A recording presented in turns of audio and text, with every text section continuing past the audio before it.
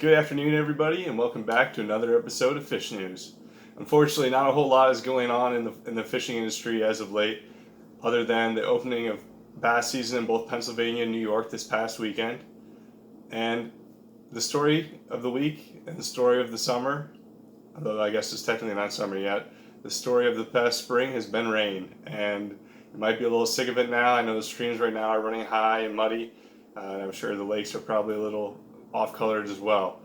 And it's going to be much of the same rest of the week. I know tomorrow is supposed to rain again, and then it's supposed to ease up through the rest of the week, except for down in the central PA area, which there is flash flood warnings in effect. So please proceed with caution and take care. Make sure you stay safe. But it is supposed to clear up towards the end of the week. But right around Saturday, we're supposed to roll in with rain again, and it's supposed to continue to rain for I think 3 or 4 days after that, up to 5 days potentially. But it has been the story of rain. Thankfully, many of you were able to get some good fishing in over the weekend. But before we get into that, just a reminder, we had Dan Collins from Hardway Outdoors on last week to talk about his free urine clinic. Just a reminder, that event is tomorrow night at 4 o'clock behind the Snappies in Milesburg.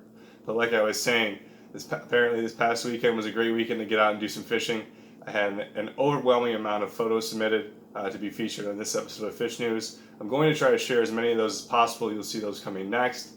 Unfortunately, there is so many, I won't be able to include all of them, but I will try to put in as many as possible with the angler's name, so you can always reach out to them, get their fish story, interact. That's the whole purpose of this channel and this news, is to get people to interact, get fishy people together, chat and whatnot. So I'm going to roll those photos now. That's going to do it for this week's episode of Fish News. And until next time, remember, fish are friends, not food.